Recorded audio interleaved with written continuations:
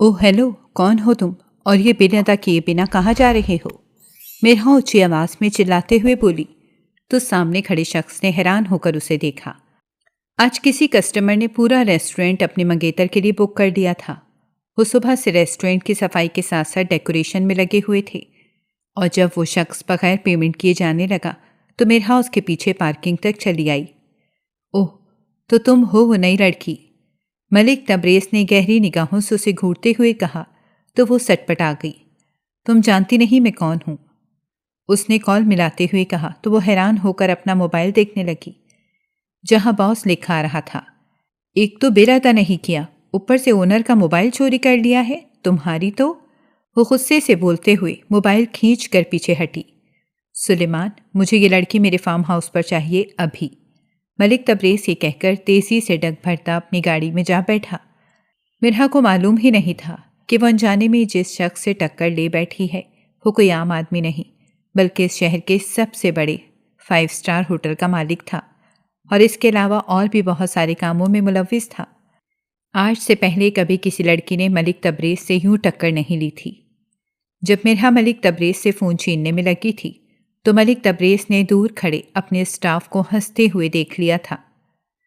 इसीलिए अब वो इस लड़की को मज़ा चखाना चाहता था जो अभी एक हफ्ता पहले ही रेस्टोरेंट में नहीं आई थी। मिरहा मबहूत सी खड़ी शीशे से नजर आते इस खूबसूरत कपल को देख रही थी जिस शख्स ने आज अपनी होने वाली बीवी के लिए ये पूरा रेस्टोरेंट मुंह मांगे दामों बुक करवाया था। वो दोनों लोग भी बहुत हसीन रहे थे। मिरहा को इस लड़की की किस्मत पर अश्क आया। अनजाने में ही दिल में ये ख्वाहिश कर बैठी कि काश कभी कोई मुझे भी इतने इम्पोर्टेंस और प्रोटोकॉल दे, लेकिन फिर खुद ही अपने सर पर हल्के से चपत लगाई और इस खूबसूरत जोड़े को खाना सर्व करने में जुट गई।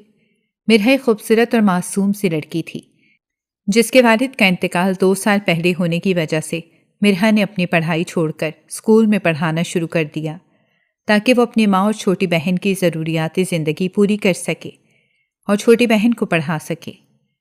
एक दिन दिल खोल कर रोने के बाद मिरहा नए जोशो जज्बे से उठी और जब घर में कोई राशन या खाने पीने का कोई भी सामान नज़र नहीं आया तो नौकरी की तलाश में निकल पड़ी। मोहल्ले में ही कि स्कूल में उसे 10,000 की जॉब मिल गई। ज़्यादा न सही, लेकिन घर के कुछ हालात बेहतर होने लगे। लेकिन आहिस्ता आहिस्ता मिरहा को महसूस होने लगा कि अब जब घर से काम के लिए निकल ही पड़ी है तो क्यों न अपनी पढ़ाई को इस्तेमाल करे और किसी अच्छी जगह नौकरी ढूंढे।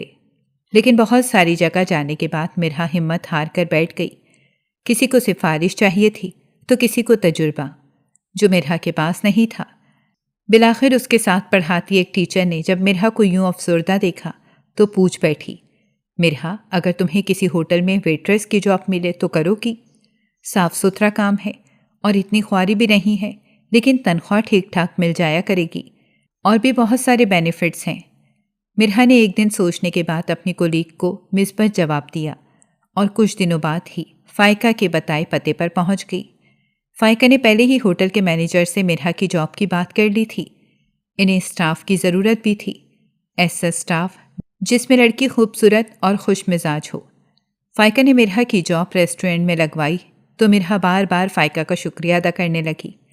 स्कूल में पढ़ाते हुए मिरहा को 6 माह हो गए थे और पहले दिन से ही मिरहा की फाइका से दोस्ती हो गई थी। बिलाशुबा फाइका एक खाते पीते घराने से ताल्लुक़ रखती थी। बस शहर में बने इस प्राइवेट स्कूल में वो अपनी स्किल्स आजमाने की खातिर शौक में ही बच्चों को पढ़ाती थी। आज मिरहा को मैनेजर साहब ने पहले ही बता दिया था कि एक कपल आ रहा है, तुम लोगों ने पूरे रेस्टोरेंट की अच्छी तरह से सफाई करनी है और खूबसूरत और रोमांटिक तरीके से सजाना है। मिरहा ने डाइनिंग टेबल को गुलाब की पत्तियों से इस खूबसूरत अंदाज में सजाया कि सब देखकर मिरहा के काम को अप्रिशिएट करने लगे। मैनेजर भी खुश था कि सब वर्कर अच्छे से काम कर रहे हैं और सफाई का भी बेहद ध्यान रखा गया था। तभी मलिक तबरेज़ अपने होटल के सामने से गुजरता हुआ यकदम रुका। एक ज़रूरी मीटिंग के सिलसिले में दूसरे शहर जा रहा था। सोचा अपने होटल से ही कुछ खाने पीने का सामान, मिनरल वाटर और सॉफ्ट ड्रिंक ले ले। इससे पहले भी मलिक तबरेज़ कभी कभी ही रेस्टोरेंट चक्कर लगाता था। आज जब अचानक आया तो गैर मामूली तैयारियां देखकर मैनेजर से पूछ बैठा, खैरियत है ना? आज रश नहीं लगा हुआ रेस्टोरेंट में? क्या कस्टमर नहीं आ रहे आज? मैनेजर ने खुश दिली से बताया, नहीं सर, ऐसी कोई बात नहीं है। پورا ریسٹورینٹ آج ایک جوڑے کے لیے ہی ریزرو ہے۔ انہوں نے ہمیں اچھی خاصی پیمنٹ کی ہے۔ ملک تبریز نے سمجھتے ہوئے سر ہلایا اور پھر ریسٹورینٹ میں داخل ہو کر کچھ چیزیں پیک کروائیں۔ جیسے ہی ملک تبریز چیزیں لے کر نکلنے والا تھا تو ایک لڑکی کو اپنے پیچھے دوڑ کر آتے دیکھا۔ مرحا جو سب سیٹ کر کے کچن میں کسی کام سے جا رہی تھی تو یوں کسی انسان کو بغیر پیمنٹ چیزیں لے کر جاتے دیکھا تو دوڑ کر اس کے پیچھے آئی۔ اس کے بعد جو ہوا، ملک تبریز کو مرحا میں دلچسپی پیدا ہو گئی۔ مینیجر کو فوراً بلا لیا۔ بولا، سلیمان، مجھے یہ لڑکی آج فارم ہاؤس پر چاہیے، ہر حال میں، اور جاؤ میرا موبائل لے کر آؤ۔ تبریز یہی سوچ رہا تھا کہ کچھ تو ہے اس لڑکی میں، پھر سوچا چلو تفصیل سے جائزہ فارم ہاؤس پر ہی لوں گا۔ مینیجر نے جیسے ہی مرحا سے باس کا موبائل لا کر واپس پکڑایا تو ملک تبریز تیزی سے گاڑی میں بیٹھا اور زن سے گاڑی بھگا لے گیا۔ مینیجر نے سر پر ہاتھ مارا۔ اس کے ہاتھ ابھی تک کانپ رہے تھے، لیکن جس کی وجہ سے سارا کچھ ہوا تھا وہ تو بالکل نارمل تھی اور خوش ہو کر شیشے کے پار بیٹھے اس جوڑے کو دیکھ رہی تھی۔ مینیجر نے مرحا سے کہا کہ اپنے گھر کال کر کے بتا دے، آج اسے دیر ہو جائے گی۔ مرحا چونک گئی، جلدی سے کرسی سے کھڑے ہوتے ہوئے بولی، لیکن کیوں دیر ہو جائے گی؟ 2 ہی تو کسٹمر ہیں، یہ تو ابھی اپنا کھانا ختم کر کے جانے والے ہیں، پھر کیا کام ہے؟ مینیجر ضبط کرتے ہوئے بولا، اس ہوٹل کے جو مالک ہیں ملک تبریز، ان کے فارم ہاؤس پر ایک دعوت ہے اور پورا اسٹاف وہاں جا رہا ہے کام کرنے کے لیے، تمہیں بھی جانا پڑے گا، اس لیے پہلے انفارم کر رہا ہوں کہ گھر بتا دو۔ مرحا نے کنفیوز ہوتے ہوتے سر ہلایا۔ اچھا سنیے، اس شخص کا کیا بنا جو منہ اٹھا کر یہاں سے سامان لے کر جا رہا تھا؟ اور آپ اس کا موبائل بھی مجھ سے لے گئے ہیں، پتہ نہیں کروایا آپ نے کہ وہ کیوں آیا تھا؟ مینیجر دل میں بولا، بہت بڑی غلطی کر لی ہے تم نے لڑکی، جس کا تمہیں ذرا بھی احساس نہیں ہے۔ لیکن منہ سے بولا تو صرف اتنا، ہاں وہ ہمارا ریگولر کسٹمر تھا اور تم اپنے کام سے کام رکھا کرو، زیادہ ہیروئن بننے کی ضرورت نہیں ہے، نہیں تو مشکل میں پڑ سکتی ہو۔ مینیجر کو اس معصوم اور پیاری سی لڑکی پر افسوس ہو رہا تھا جس نے انجانے میں ملک تبریز جیسے شخص سے پنگا لے لیا تھا۔ وہ جانتا تھا کہ اب اس کا انجام کیا ہوگا۔ ملک تبریز ہمیشہ سے ایسے ہی کرتا تھا، جب بھی اس سے کوئی بدتمیزی کرتا ہے یا اس کی کسی بھی بات سے منع کرتا تو وہ فارم ہاؤس میں لا کر اپنے پالتو کتوں والے پنجرے میں اس شخص کو ڈال دیتا۔ کتے کچھ کہتے یا نہ کہتے، لیکن خوف سے ہی انسان کی ہڈیاں سوکھ جاتی۔ اب مرحا کے لیے بھی ملک تبریز نے یہی سوچا تھا کہ اس نازک سی چڑیا کو خوب ڈرائے گا اور بتائے گا کہ وہ ملک تبریز ہے، آئندہ اس سے بات بھی سوچ سمجھ کر کی جائے۔ شام ہوتے ہی مرحا کو ایک گاڑی میں فارم ہاؤس پہنچا دیا گیا۔ مرحا ابھی تک حیران تھی کہ جب سارے اسٹاف نے آنا ہے تو صرف مینیجر اور مرحا کو الگ گاڑی میں کیوں بٹھایا گیا؟ لیکن ماں کو بتانے کے بعد وہ مطمئن تھی اور خوش بھی ہو رہی تھی کہ شاید آج کام زیادہ ہے تو پیسے بھی زیادہ ملیں گے۔ انہی سوچوں میں فارم ہاؤس جب پہنچی تو مینیجر نے مرحا کو ایک جگہ سے راستہ دکھایا اور خود گاڑی پارک کرنے فارم ہاؤس کی دوسری سائڈ پر چلا گیا۔ مرحا کو آس پاس کوئی بھی نظر نہیں آ رہا تھا۔ بلا شبہ یہ فارم ہاؤس بہت ہی خوبصورت تھا، لیکن کسی بھی انسان کے نہ ہونے کی وجہ سے مرحا کو عجیب سا خوف محسوس ہو رہا تھا۔ تھوڑی دیر تو وہ وہیں کھڑی انتظار کرتی رہی کہ مینیجر آئے تو اس کے ساتھ ہی فارم ہاؤس کے اندر جائے، لیکن جب 10 منٹ گزر گئے تو مینیجر نہ آیا تو مرحا نے خود ہی ہمت کی اور آگے بڑھنے لگی۔ جیسے جیسے وہ آگے بڑھ رہی تھی، فارم ہاؤس کی خوبصورتی کی دیوانی ہوتی جا رہی تھی۔ ایک بڑے سے سوئمنگ پول کے پاس سے گزرتے ہوئے مرحا کو معلوم ہی نہیں تھا کہ وہ فارم ہاؤس میں بنی بلڈنگ کے پیچھے والی سائٹ پر آ گئی ہے۔ اب مرحا کو محسوس ہو رہا تھا کہ کچھ غلط ہے۔ پاس پڑی ایک بڑی سی چیز سے ٹیک لگا کر جب وہ اپنی سوچوں میں مگن تھی تو مرحا کو کسی کی تیز سانسوں کی آواز محسوس ہوئی۔ جیسے ہی مرحا نے پیچھے مڑ کر دیکھا تو اس کی ٹانگوں سے جان ہی نکل گئی۔ دل اچھل کر حلق میں آ گیا اور گردن گھما کر دیکھنے پر محسوس ہوا کہ وہاں ایک نہیں سینکڑوں پنجرے پڑے تھے، کسی میں شیر، کسی میں خونخوار کتے اور بھی پتہ نہیں کون کون سے جانور تھے۔ مرحا نے ایک دم ہی تیز بھاگنا شروع کر دیا۔ وہ خوف سے پیلی پڑ رہی تھی۔ شروع سے ہی مرحا کو جانوروں سے بہت خوف آتا تھا۔ کسی کا اگر پالتو کتا بھی گلی میں مرحا کو نظر آتا تو راستہ ہی بدل لیتی، اور اب اپنے قریب اتنے خونخوار جانوروں کو دیکھ کر مرحا کا دل خوف سے کانپ گیا تھا۔ آؤ دیکھا نہ تاؤ، تیزی سے بھاگتے بھاگتے یہ نہیں دیکھا کہ اب وہ جس شخص سے ٹکرائی ہے وہی ملک تبریز ہے، جس سے آج انجانے میں وہ پنگا لے بیٹھی تھی۔ تبریز کو جب اطلاع ملی کہ مرحا فارم ہاؤس پہنچ چکی ہے تو وہ بھی جانوروں والے حصے میں ہی آ رہا تھا کہ سامنے سے تیزی سے بھاگ کر مرحا کو آتے ہوئے دیکھا۔ مرحا نے تو جیسے ہی کسی شخص کو یہاں موجود پایا تو یہ نہیں دیکھا کہ وہ کون ہے، بس سختی سے ملک تبریز کے ساتھ چمٹ گئی۔ مرحا کا پورا وجود بری طرح کانپ رہا تھا۔ ملک تبریز جو اسے ڈرانے کی خاطر ہی یہاں لایا تھا، لیکن ابھی تو صرف جانوروں کو پنجرے میں بند دیکھ کر ہی مرحا کی جو حالت تھی، ملک تبریز حیران رہ گیا تھا۔ لیکن اب جو اسے یوں چمٹ کر کھڑی خوف سے کانپ رہی تھی تو تبریز کو سمجھ نہیں آ رہا تھا کہ وہ اسے کیسے سنبھالے۔ الٹا تبریز یوں مرحا کا لمس پا کر کنفیوز سا ہو گیا تھا۔ تبریز کی ماں اس کے باپ سے بے وفائی کر کے کسی اور شخص کے ساتھ بھاگ گئی تھی۔ تب سے ہی تبریز کے ذہن میں عورتوں کا جو نقشہ تھا وہ بالکل بھی اچھا نہیں تھا۔ ایک تو کچھ ایسے واقعات ہوئے جس نے ملک تبریز کے دل پر یہ بات پوری طرح سے نقش کر دی کہ عورت ذات بے وفائی کرتی ہے بے شک، اس کے ساتھ جتنی مرضی اچھائی کر لو۔ اسی وجہ سے تبریز نے آج تک کبھی کسی لڑکی کو اپنی زندگی میں شامل نہیں کیا تھا۔ عمر گزرنے کے ساتھ ساتھ تبریز کا والد بوڑھا ہو رہا تھا، لیکن اپنے بیٹے کی شادی کا ان کو بھی بہت ارمان تھا، لیکن تبریز ہر بار ہی باپ کو ٹال دیتا۔ لیکن اب مرحا اس کے سینے سے لگی کانپ رہی تھی تو ملک تبریز سے اپنا آپ سنبھالنا مشکل ہو رہا تھا۔ وہ جتنا مرحا کو خود سے دور کرنے کی کوشش کرتا، مرحا اور سختی سے تبریز کے ساتھ چمٹ جاتی۔ وہ ڈر ہی اتنے برے طریقے سے گئی تھی کہ اب سامنے کھڑے شخص کو چھوڑنا نہیں چاہتی تھی۔ کچھ دیر بعد تبریز اسے اپنے ساتھ لگائے کمرے میں لے آیا۔ جیسے ہی مرحا نے خود کو روشنی والی جگہ پر پایا تو آہستگی سے ملک تبریز سے دور ہوئی، لیکن جیسے ہی تبریز کو دیکھا تو زور سے چیخ پڑی، چور تم یہاں بھی آ گئے میرا پیچھا کرتے کرتے۔ یہ کہہ کر مرحا ارد گرد دیکھنے لگی، لیکن اسے وہاں کوئی دوسرا شخص نظر نہیں آ رہا تھا۔ ملک تبریز مرحا کے قریب آیا اور وارفتگی سے اسے دیکھتے ہوئے بولا، چور میں نہیں، چور تو تم ہو۔ مرحا تبریز کی اس بات پر سخت حیران ہوئی۔ چور میں نہیں، چوری تو تم نے کی ہے۔ میں نے کسی کا تو کچھ بھی نہیں چرایا۔ تبریز مرحا پر اپنی نظریں جمائے آہستہ آہستہ بولا، تم چور ہی ہو، تم نے آج میرا دل چرا لیا ہے، اور میں چوری کرنے والوں کو ایسے جانے نہیں دیتا۔ مجھے ابھی اور اسی وقت تم سے نکاح کرنا ہے۔ تبریز کی اس بات پر مرحا پھٹی پھٹی نگاہوں سے تبریز کی جانب دیکھنے لگی اور پھر حواس باختہ ہو کر بولی، یہ کیا کہہ رہے ہیں آپ؟ چلے ٹھیک ہے، میں نے مان لیا، آپ میرے باس ہیں۔ آج مجھ سے غلطی ہو گئی، مجھے نہیں معلوم تھا کہ آپ ہی ملک تبریز ہیں۔ میں اس غلطی کے لیے آپ سے معذرت خواہ ہوں، اور یہاں مجھے جس کام کے لیے لایا گیا ہے وہ کروائیں اور مجھے میرے گھر پہنچا دیں۔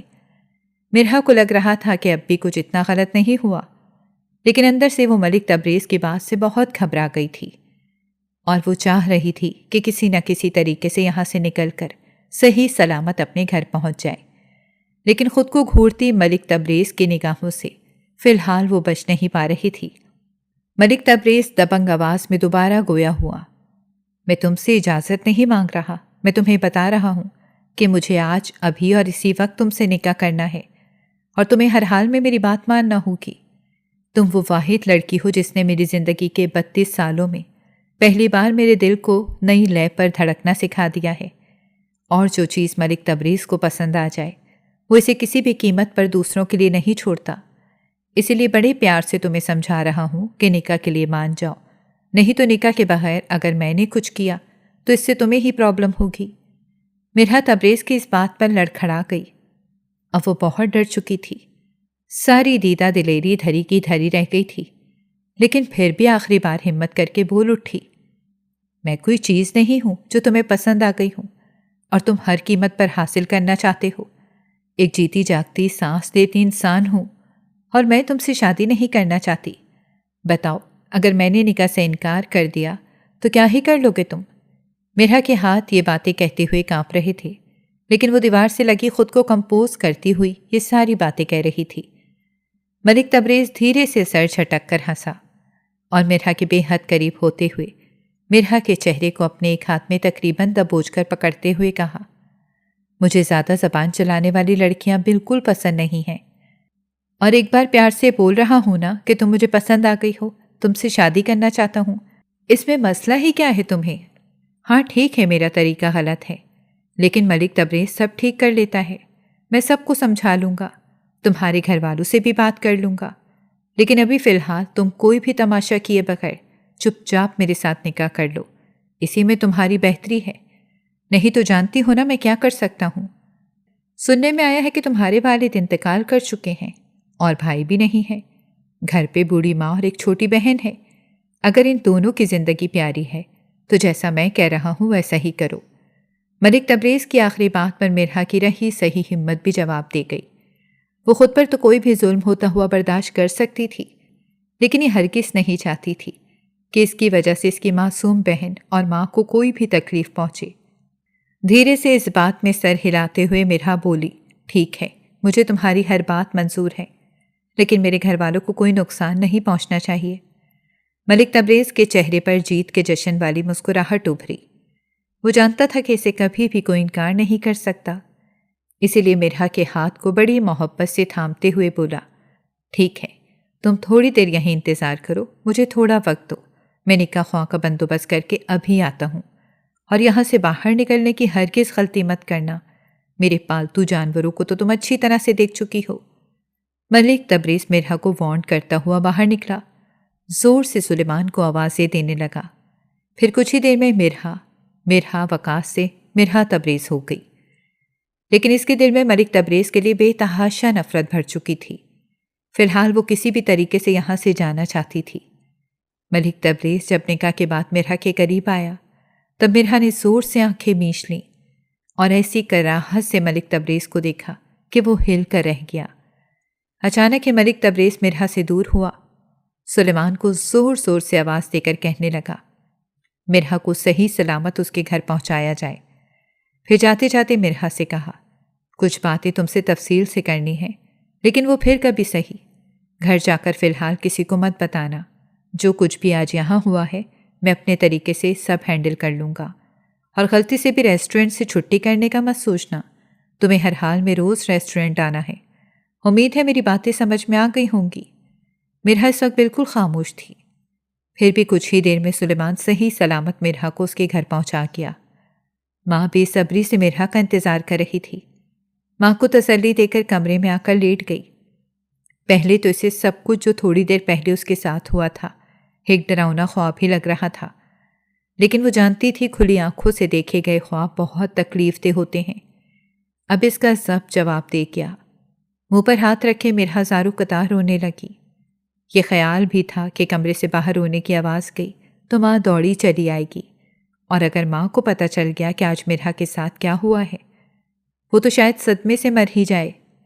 یہی سوچ کر مرحا گھٹ گھٹ کر رونے لگی اور رب سے شکوہ کرنے لگی کہ کاش اس کا باپ اس کے سر پہ سلامت ہوتا یا کوئی بھائی ہی ہوتا تو آج اس کے ساتھ یوں زبردستی کوئی نکاح نہ پڑوا رہا ہوتا۔ روتے روتے رات بیت گئی۔ مرحا کو خبر تب ہوئی جب ماں نے دروازہ کھٹکھٹا کر کہا، مرحا بیٹا اٹھو، جاب پر نہیں جانا کیا؟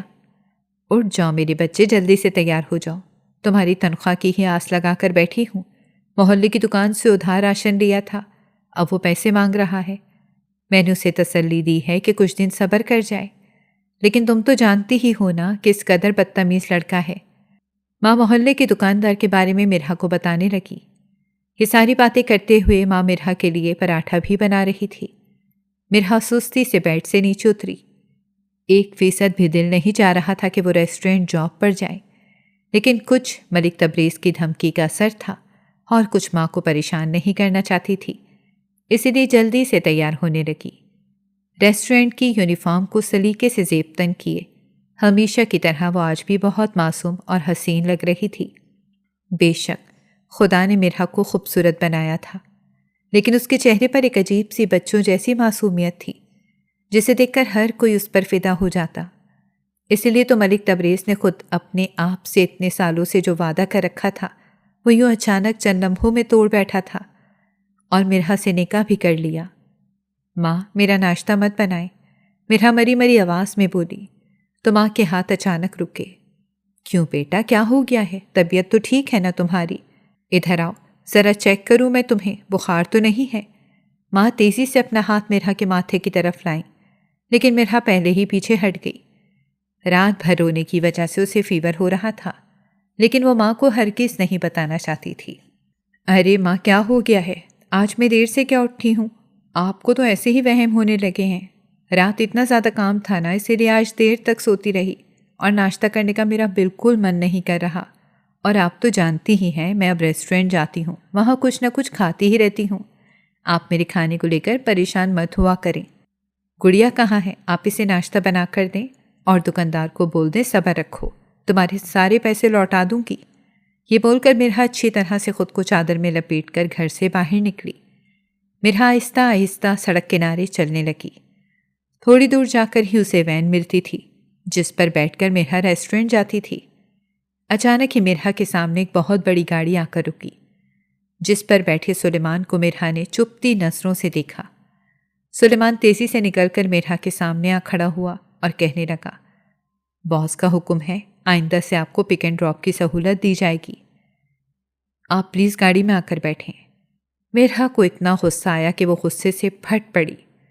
آخر کیا سمجھتا ہے تمہارا باس خود کو؟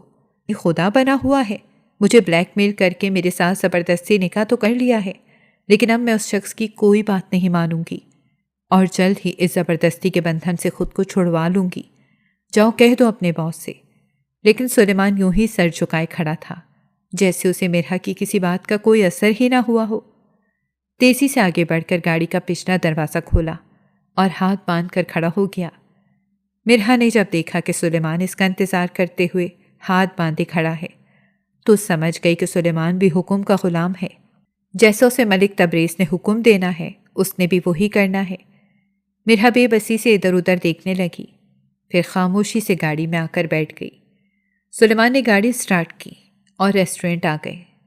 ریسٹورنٹ پہنچ کر مرحا کا دل کر رہا تھا کہ وہ چیخ چیخ کر سارے ورکرز اور کسٹمرز کو بتائے کہ اس 5 اسٹار ہوٹل کا اونر کتنا گھٹیا شخص ہے، جس نے یوں ایک بے بس لڑکی سے زبردستی نکاح کر لیا ہے۔ لیکن ہر بار آنکھوں کے سامنے اپنی چھوٹی بہن اور ماں کا چہرہ آتے ہی مرحا اپنے لب سی لیتی۔ اب بھی وہ چپ چاپ اپنا کام کرنے لگی۔ سر اتنا بھاری تھا کہ کوئی کام کرنے کا بھی من نہیں کر رہا تھا، لیکن اسی نوکری کی بدولت اسے جو تنخواہ ملنی تھی اس سے اس کے 1000 مسئلے حل ہو جانے تھے۔ یہی سوچ کے وہ کام میں جت گئی۔ اچانک ہی مرحا کو چکر سا آیا تو وہ جو ایک کسٹمر کے لیے کھانا لا رہی تھی وہ کسٹمر کے قریب پہنچ کر دھڑام سے نیچے جا گری اور کچھ کھانے کے چھینٹے کسٹمر کی صفائی شرٹ پر پڑے۔ وہ تیزی سے کھڑا ہو گیا۔ مرحا نے خود کو کرسی کا سہارا لے کر خود کو سنبھالا، لیکن تب تک دیر ہو چکی تھی۔ سارے برتن ٹوٹ چکے تھے اور کھانا فرش پر بکھرا پڑا تھا۔ ارد گرد کے سارے لوگ مرحا کی جانب دیکھنے لگ گئے، اور وہ کسٹمر جس کی شرٹ پر سالن گرا تھا وہ غصے سے آگ بگولا ہو گیا۔ یکدم غصے سے چلایا، اندھی ہو تم؟ نظر نہیں آتا تمہیں؟ میرا سارا آرڈر کیا گیا کھانا تم نے برباد کر دیا۔ ذرا سی تمیز نہیں ہے تمہیں؟ اگر کام نہیں ہوتا تو گھر بیٹھو۔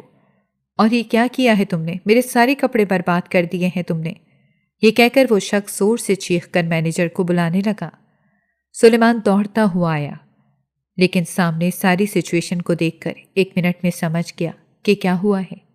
ہاتھ باندھ کر جلدی سے وہ کسٹمر کے قریب آ کر بولا، سر آپ کول ہو جائیں، بیٹھیں، میں آپ کی شرٹ صاف کروا دیتا ہوں اور آپ کا دیا گیا آرڈر 10 منٹ کے اندر اندر آپ تک پہنچ جائے گا۔ Don't worry sir. So sorry, نئی بچی ہے، غلطی ہو گئی، آپ پلیز بیٹھیں۔ سلیمان نے نہایت ادب سے کسٹمر سے ریکویسٹ کی، لیکن وہ کوئی اعلیٰ درجے کا گھٹیا انسان تھا جو یکدم غصے سے بولتے ہوئے مرحا کی جانب بڑھا، تمہاری ہمت کیسے ہوئی میرے اتنے مہنگے کپڑے خراب کرنے کی؟ اس سے پہلے کہ وہ مرحا تک پہنچتا مرحا نے خوف سے آنکھیں میچ لیں۔ اسی وقت ملک تبریز نے آگے بڑھ کر کسٹمر کا ہاتھ سختی سے تھام کر مڑوڑا۔ آج وہ مرحا کو دیکھنے کی خاطر ہی ریسٹورنٹ آیا تھا، لیکن سامنے کا منظر دیکھ کر وہ سب سمجھ گیا تھا۔ مرحا روتے ہوئے بار بار سوری کر رہی تھی، لیکن سامنے کھڑا شخص کوئی بات نہیں سن رہا تھا۔ مینیجر نے بھی معذرت کی، لیکن اس شخص پر کسی کی بھی بات کا اثر نہیں ہو رہا تھا۔ تو اب تبریز کا صبر جواب دے گیا۔ مرحا پر اٹھا ہاتھ تبریز نے سختی سے تھام کر مروڑتے ہوئے کمر سے جا لگایا اور اس شخص کے کان میں غصے سے کرایا، جب وہ کہہ رہے ہیں کہ ان سے غلطی ہو گئی ہے۔ آپ کو آپ کا کھانا مل جائے گا، آپ کے کپڑے صاف ہو جائیں گے، لیکن آپ کو عزت راس نہیں آ رہی۔ تبریز دوسرے کسٹمرز کے سامنے تماشا نہیں کرنا چاہتا تھا، لیکن جیسے ہی اس شخص نے میرا پر ہاتھ اٹھانے کی کوشش کی تو اس سے برداشت نہیں ہوا۔ سختی سے اس انسان کا ہاتھ دبوچے اسے اپنے آفس گھسیٹ کر لے آیا۔ سلیمان کو غصے سے بلا کر کہا، اسے سکھاؤ کہ عورت سے بات کیسے کرتے ہیں، لے جاؤ اسے بھی فارم ہاؤس پر، اور جو ہاتھ اس نے میرا پر اٹھایا ہے، جب یہ آئے تو اس کا یہ ہاتھ مجھے نظر نہ آئے۔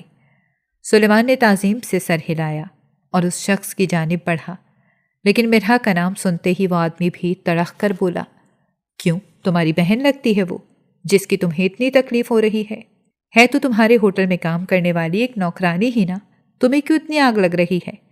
اگر میں نے اسے کچھ کہہ دیا ہے اور غلطی اس کی تھی، اس نے میرا سارا کھانا اور میرے کپڑے برباد کیے ہیں۔ اب تبریز کو مزید غصہ آیا جب اس نے مرحا کو اس کی بہن کہا۔ تبریز تیزی سے کرسی سے اٹھا اور اس انسان کو گلے سے دبوچتے ہوئے دیوار کے ساتھ لگا کر دانت پیستے ہوئے کہنے لگا، وہ میری بیوی ہے، خبردار اب اگر تم نے اس کے بارے میں ایک بھی لفظ کہا ہو، نہیں تو میں زبان کاٹ کر کتوں کو ڈال دوں گا۔ ملک تبریز کو اتنے غصے میں دیکھ کر اس شخص کی بھی ہوائیں اڑ گئیں۔ اپنے آپ کو تبریز سے چھڑواتے ہوئے کہنے لگا، بیوی ہے تو گھر سنبھال کر رکھو نا، یہاں دوسروں کا ٹائم برباد کرنے کے لیے کیوں لائے ہو اسے؟ تبریز نے کس کر ایک تھپڑ اس شخص کے منہ پر دے مارا اور سلیمان سے بولا، اس کو لے جاؤ یہاں سے، یہ نہ ہو کہ میں اس کا یہیں قتل کر دوں۔ فارم ہاؤس پر لے کے جاؤ اسے، سیر کرواؤ اس کو فارم ہاؤس کی اچھی طرح سے۔ سلیمان نے سمجھتے ہوئے سر ہلایا اور سیکیورٹی گارڈ کے ساتھ اس شخص کو پکڑ کر گاڑی میں لے کر فارم ہاؤس چلا گیا۔ 15-20 منٹ تک تو تبریز اپنے آپ کو ٹھنڈا کرنے میں لگا رہا۔ جب غصہ اتر گیا تو اسے مرحا کا خیال آیا، جو نڈھال سی کرسی کے ساتھ کھڑی تھی۔ اس سے پہلے کہ وہ آفس سے باہر جا کر مرحا کی خبر لیتا، ایک ورکر تقریباً بھاگتا ہوا آفس آیا۔ سر، وہ ایک ورکر کی طبیعت بہت خراب ہو گئی ہے۔ تبریز بے دہانی میں پوچھنے لگا، کس کی، کیا ہوا ہے سر؟ وہ سر سلیمان پتہ نہیں کہاں چلے گئے ہیں، اس لیے میں آپ کے آفس میں آیا ہوں۔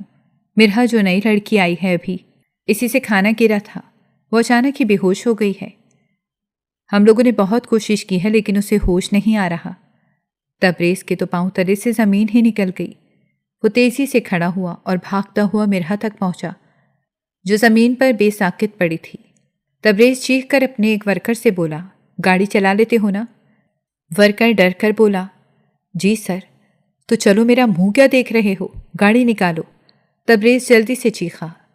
ایک ورکر کے لیے ہوٹل کے مالک کو اس قدر پریشان دیکھ کر سب حیران تھے، لیکن کسی کی بھی اتنی جرأت نہیں تھی کہ وہ ملک تبریز جیسے انسان سے کوئی سوال کرے۔ جلد سے جلد مرحا کو ہاسپٹل لایا گیا۔ ملک تبریز کو مرحا سے زبردستی نکاح کیے جانے پر سخت افسوس ہونے لگا۔ وہ پچھتا رہا تھا کہ تھوڑا سا صبر کر لیتا یا پیار سے مرحا کو منا لیتا۔ اب ڈاکٹر جو بات بتا کر گیا تھا، اس نے تبریز کو بہت پریشان کر دیا تھا کہ بہت زیادہ سٹریس لینے کی وجہ سے مرحا کا نروس بریک ڈاؤن ہو گیا تھا۔ ملک تبریز نے فوراً ہی اپنے ورکرز کو حکم دیا کہ مرحا کے گھر فوراً اطلاع دی جائے۔ کچھ دیر بعد ہی مرحا کی ماں ہانپتی کانپتی روتی ہوئی ہسپتال پہنچ گئی۔ آنسو تھے کہ رکنے کا نام ہی نہیں لے رہے تھے۔ بار بار ایک ہی بات کہہ رہی تھیں، میری بچی کو کیا ہو گیا ہے، پلیز صاحب مجھے بتائیں، مرحا میری بچی ٹھیک تو ہے نا، اسے کیا ہو گیا ہے؟ ملک تبریز کو اپنے کیے پر مزید پچھتاوا ہونے لگا۔ وہ سر جھکائے ہسپتال کوریڈور میں کھڑا سخت پشیمان تھا۔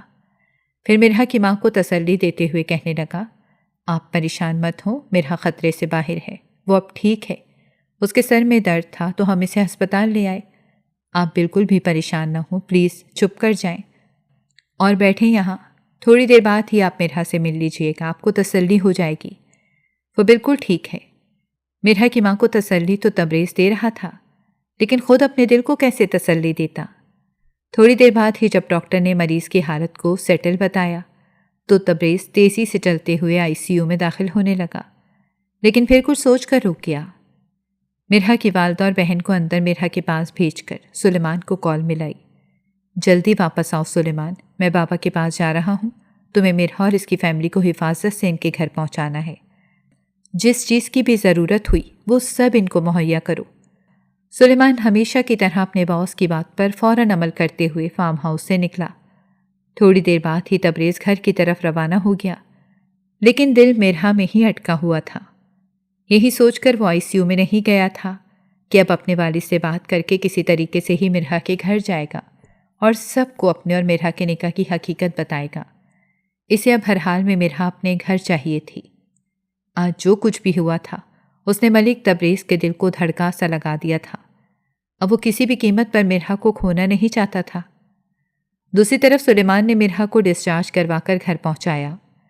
مرہا کی ماں تو بار بار سلیمان اور ملک تبریز کا شکریہ ادا کر رہی تھی کہ آج کل کے زمانے میں کون اپنے ایک معمولی سے ورکر کے لیے اتنا سب کچھ کرتا ہے۔ سلیمان نے ڈھیر سارا فروٹ، جوسز اور بھی کئی طرح کا سامان، مرہا کی دوائیاں سب لے کر ان کو گھر چھوڑ دیا۔ ملک تبریز جب گھر پہنچا تو سیدھا اپنے والد ملک شمشیر کے کمرے میں گیا۔ ماں کے جانے کے بعد وہ اپنے باپ کے بے حد قریب تھا، ہر طرح کی بات اپنے باپ سے شیئر کرتا۔ کئی سالوں سے ملک شمشیر نے ملک تبریز پر شادی کا دباؤ ڈالا کہ بیٹا یہی عمر ہے شادی کی، شادی کر لو، لیکن ملک تبریز شادی کا نام سنتے ہی بھڑک اٹھتا اور کہتا، جی بابا، میں نے اپنی زندگی میں ایک ہی شادی شدہ جوڑے کو دیکھا ہے جن کی شادی شدہ زندگی اتنی لڑائیوں اور بے وفائیوں سے بھری ہوئی تھی کہ میرا تو اب کسی عورت پر یقین کرنے کو دل ہی نہیں چاہتا۔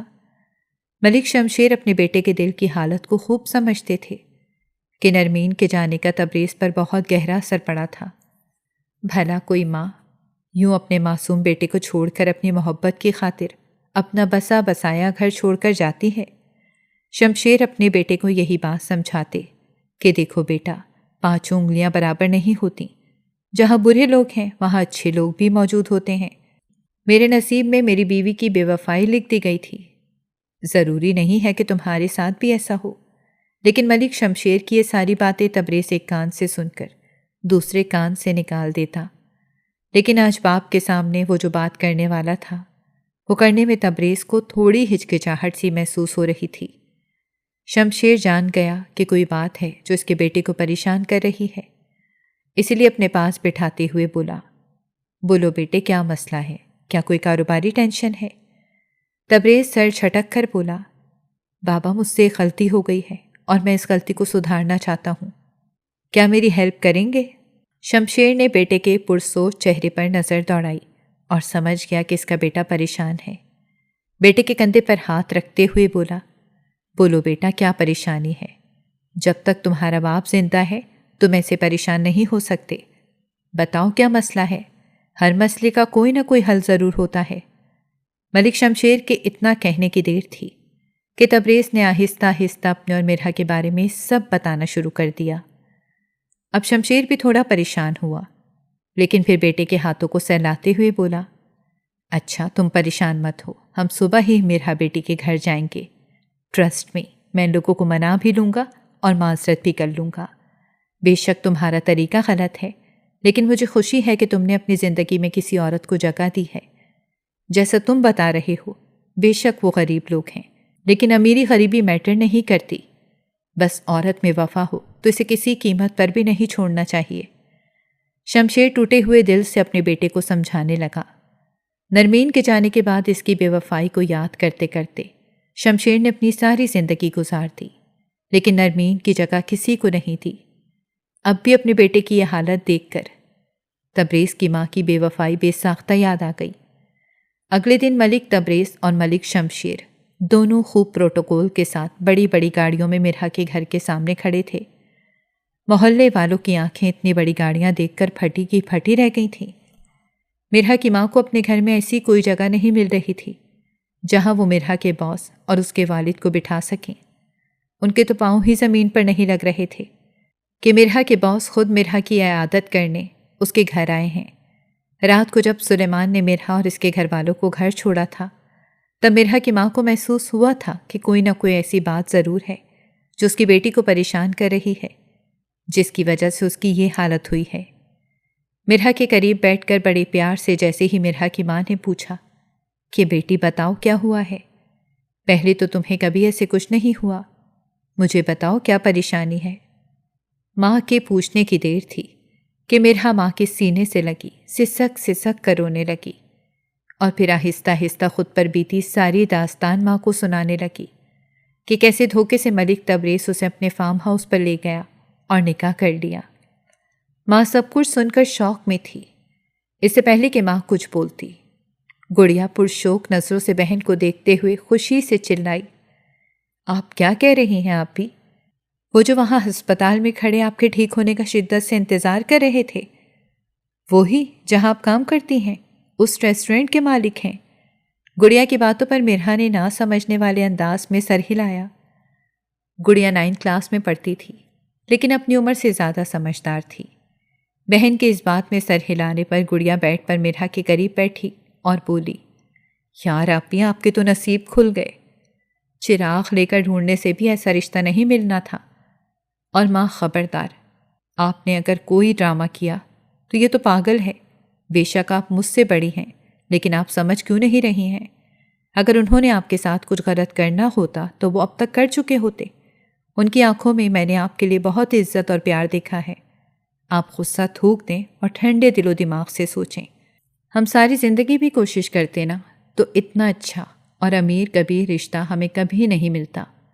بے شک پیسوں کی بات ایک الگ چیز ہے، لیکن تبریز بھائی دل کے بہت اچھے لگے ہیں مجھے، اور وہ جس طرح پریشانی سے آپ کے ٹھیک ہونے کا انتظار کر رہے تھے، ویسے تو کوئی نرم دل انسان ہی کر سکتا ہے۔ بے شک انہوں نے بہت غلط کیا، انہیں یوں آپ کی رضامندی کے بغیر نکاح کے لیے آپ کو فورس نہیں کرنا چاہیے تھا۔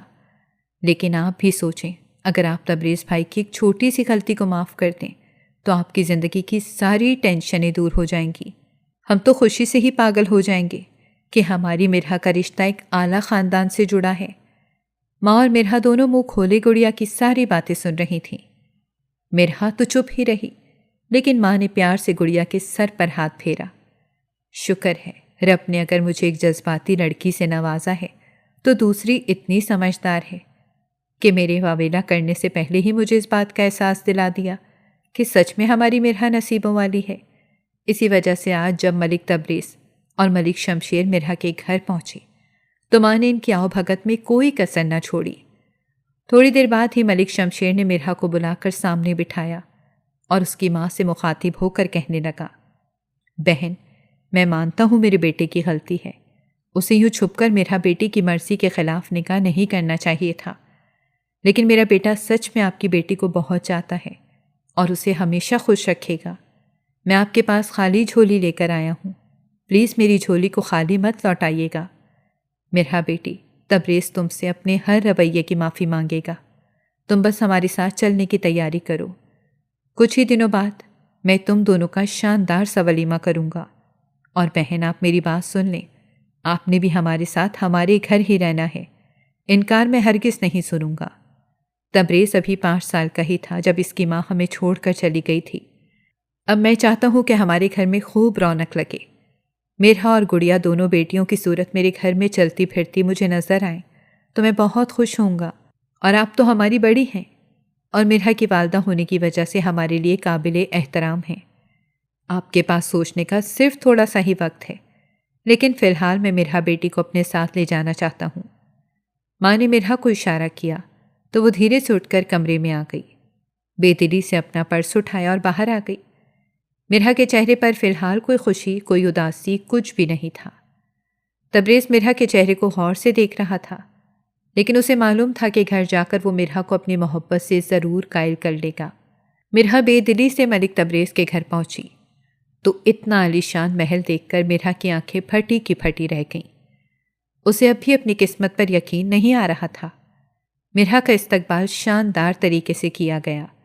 طرح طرح کے پکوان ملازماؤں نے بنا کر مرحا کے سامنے لا کر سجا دیے تھے۔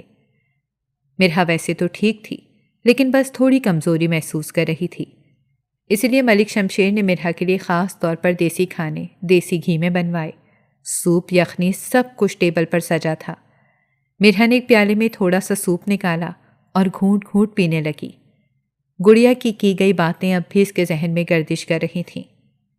آہستہ آہستہ ملک تبریز کے خلاف اس کا غصہ جھاگ کی طرح بیٹھنے لگا، لیکن پھر بھی اس کے دل کو تسلی نہیں ہو رہی تھی۔ کھانا کھانے کے بعد مرحا کو ملک تبریز کے خوبصورت سے کمرے میں پہنچا دیا گیا، جہاں وہ قیمتی ساز و سامان کو دیکھ کر حیرت زدہ تھی۔ थोड़ी देर बाद ही तबरेज़ कमरे में आया तो मिरहा सोफ़े पर मुंह मोड़े बैठ गई। मलिक तबरेज़ को मिरहा की ये हरकत देखकर हंसी आई। मलिक तबरेज़ मिरहा के करीब आकर सोफ़े पर बैठ गया। मिरहा एक झटके से उठने लगी, लेकिन तबरेज़ ने तेज़ी से मिरहा का हाथ थाम कर उसे नरमी से अपने पास बिठाया। मिरहा के दिल की धड़कनें काबू में नहीं थीं। बिलाशुबा मलिक तबरेज़ मर्दाना वजाहत का शाहकार नमूना था। मिरहा ने तो कभी ख्वाब में भी नहीं सोचा था कि तबरेज़ जैसा शख्स उसका शरीक हयात बनेगा। मलिक तबरेज़ ने मिरहा का मोमी हाथ अपने हाथ में लेकर सहलाया और आहिस्ता आहिस्ता अपने लहजे की मिठास मिरहा के कानों में घोलने लगा। मैं मानता हूँ मैंने गुस्से में बहुत गलत किया। मुझसे कभी भी किसी ने ऐसी कोई चीज़ झपट कर नहीं छीनी थी, और तुमने मुझे चोर भी कहा और मेरा मोबाइल भी छीन लिया, तो सोचा तुम्हें फार्म हाउस ले जाकर अपने पालतू जानवरों से डराऊंगा। लेकिन ये नहीं मालूम था कि वहाँ तुम्हें ही अपना दिल दे बैठूंगा। तुम्हारे मासूम चेहरे ने मुझे पल भर में दीवाना बना दिया। फिर आहिस्ता आहिस्ता मलिक तबरेज़ अपनी माँ के बारे में मिरहा को बताने लगा। मुझे किसी भी औरत पर यकीन नहीं था, लेकिन तुम्हारी मासूमियत और भोलेपन ने मुझे अपना गर्विदा बना लिया। बस सिर्फ एक गुजारिश है तुमसे, तुम जैसा कहोगी मैं वैसा करूँगा, लेकिन बस मेरी माँ की तरह मुझसे बेवफाई मत करना और मुझे कभी भी छोड़ कर मत जाना। इतना कहकर तबरेज़ की आंखों से एक आंसू टूट कर गिरा।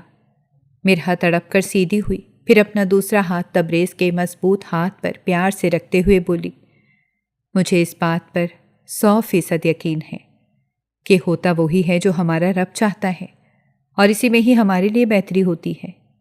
जो कुछ भी हुआ इसमें ही मेरी बेहतरी होगी, और मैं आपसे वादा करती हूँ मैं आपको छोड़कर कभी नहीं जाऊँगी। तबरेज़ ने प्यार से मिरहा की जानिब देखा।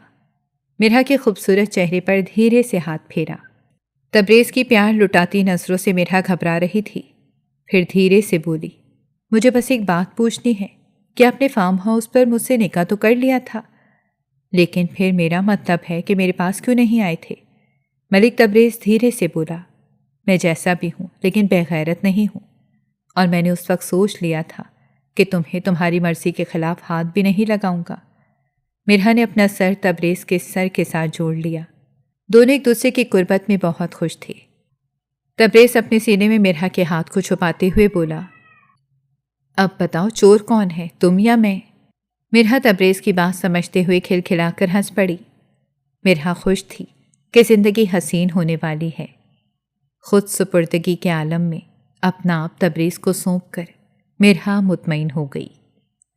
इस कहानी का मरकज़ी ख़याल ये है कि ताकत, दौलत और इख्तियार अगर इंसानियत, इखलाक और रज़ामंदी से खाली हों तो वो मोहब्बत नहीं बल्कि जबर बन जाते हैं। मिरहा का किरदार अपनी मासूमियत, मेहनत, खुददारी और घर वालों के लिए कुर्बानी की वजह से दिल को छू लेता है। वो हालात के आगे झुकती ज़रूर है, मगर अंदर से अपनी इज़्ज़त नफ्स नहीं हारती।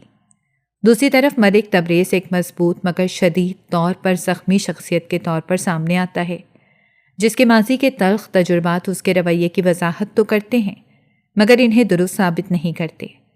किसी की मोहब्बत हासिल करने के लिए धमकी, खौफ या ज़बरदस्ती कभी जायज़ नहीं हो सकती, क्योंकि निकाह का हुस्न सिर्फ बाहिमी रज़ामंदी, एहतराम और एतमाद में है। कहानी जज्बात, सस्पेंस और किरदारों की कशमकश के बाइस कारी को अपनी तरफ मुतवज्जा रखती है। ताहम ये भी याद दिलाती है कि किसी एक शख्स की गलतियों की सज़ा पूरी जिन्स या हर इंसान को देना इंसाफ नहीं। ज़िंदगी में हकीकी मोहब्बत वही होती है जो दूसरों की आज़ादी, इज़्ज़त और मर्ज़ी का एहतराम करे, जबकि ताकत का असल इम्तिहान दूसरों को ज़ेर असर लाने में नहीं बल्कि उनकी हिफाजत, इज़्ज़त और हक़ के इंतखाब को बरकरार रखने में है। और यही वो पैगाम है जो हर कारी अपने दिल में लेकर इस कहानी से रुखसत हो सकता है। और आपको ये कहानी कैसी लगी? पढ़कर अपनी राय का इजहार कीजिएगा और चैनल को सब्सक्राइब कर लें। शुक्रिया।